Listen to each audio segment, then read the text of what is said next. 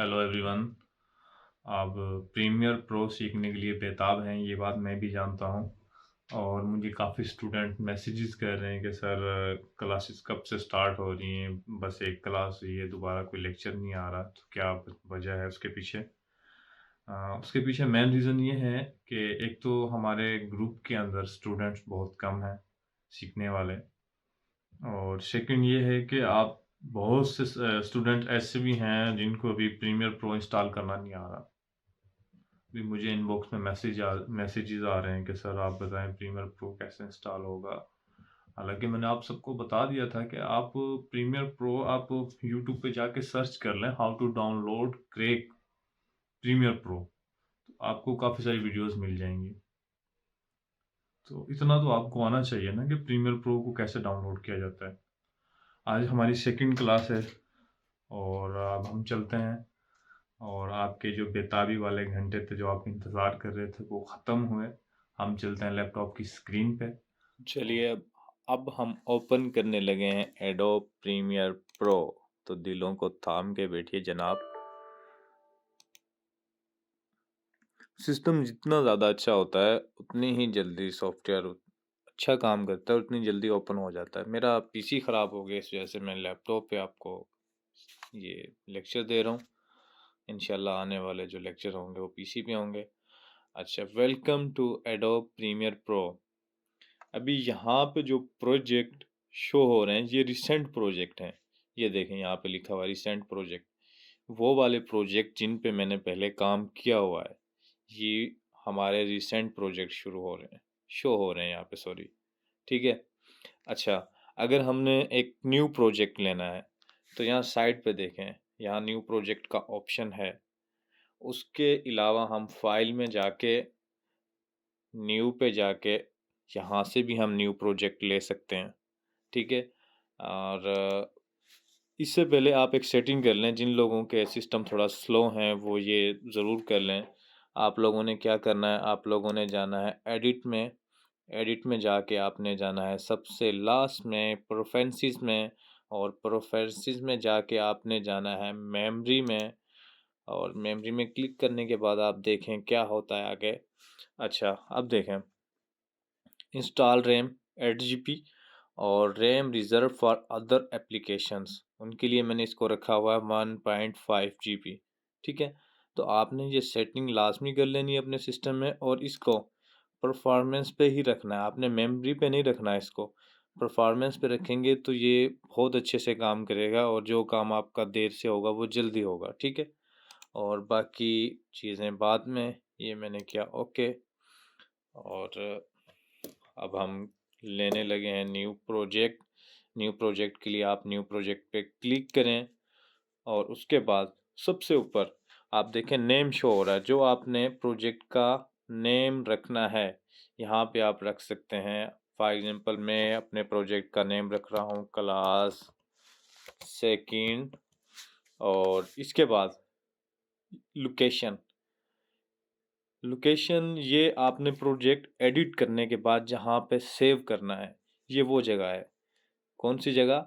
जहाँ पे आपने प्रोजेक्ट एडिट करने के बाद सेव करना है।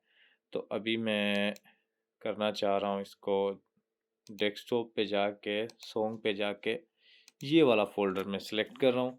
मैंने यहाँ पे अपना प्रोजेक्ट सेव करना है। उसके बाद आ जाएँ, टाइम कोड को टाइम कोड ही रहने देना है। और डिस्प्ले फॉर्मेट पे ऑडियो सैंपल है, इसको ऑडियो सैंपल ही रहने देना है। डीवी को डीवी ही रहने देना है। उसके बाद आए स्क्रैच डिस्क पे। अच्छा, इनको देख लें, इनको सेम एज प्रोजेक्ट ही रहने देना है। चेक कर लेना आप एक दफ़ा। और ये सेम एज ए प्रोजेक्ट ही होते हैं। और इसको लास्ट में देखें, इसको प्रोजेक्ट ऑटो सेव को, इसको सेम एज प्रोजेक्ट ही रहना था। इनको आपने नहीं छेड़ना। उसके बाद इन जस्ट सेटिंग, इन चीज़ों को मैं आपको बाद में बताऊंगा। अब हम चलते हैं अपने प्रोजेक्ट की जानिब।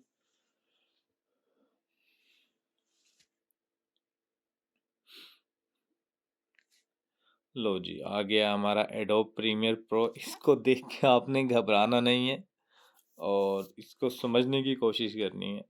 अच्छा, अभी आप डर तो नहीं रहे इससे कि इतनी सारी चीज़ें ये एकदम पे एक सामने आ गई हैं, ये क्या चीज़ है, वो क्या चीज़ है, ये कोई कुछ भी नहीं है, बहुत आसान है, बिल्कुल आसान है। अभी आपकी सेकंड क्लास है, इंशाल्लाह आप साथ-साथ में आप क्लासेस लेते रहेंगे, आपको सब पता चल जाएगा, ठीक है? ये हमारा इसके विंडो है, यहाँ पे ये प्रोजेक्ट विंडो है, ये हमारे सोर्स विंडो है, ये टाइमलाइन और यहाँ पे फाइनल एडिटिंग। अच्छा, उसके बाद देखें, यहाँ पे जाके एडिटिंग, ये एडिटिंग को आपने याद रखना है। हम क्या करने हैं? हम करने हैं एडिटिंग। तो एडिटिंग को आपने याद रखना है। कलर्स पे जाके कलर्स ग्रेडिंग होती है, इफ़ेक्ट्स पे जाके इफ़ेक्ट्स लगाए जाते हैं, ऑडियो पे जाके ऑडियो पे काम होता है, ग्राफिक्स, इन सब चीज़ों का मैं आपको बाद में बताऊँगा, ठीक है?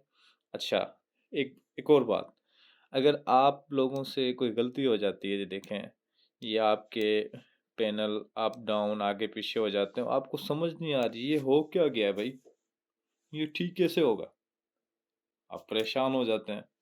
तो आपने क्या करना है, आपने जाना है विंडो में, विंडो में जाके आपने जाना है वर्क स्पेस पे, वर्क स्पेस पे आपने क्लिक करना है एडिटिंग पे, फिर आपने दोबारा विंडो में जाना है, फिर वर्क स्पेस पे जाना है और फिर आपने करना है रीसेट टू सेव लेआउट।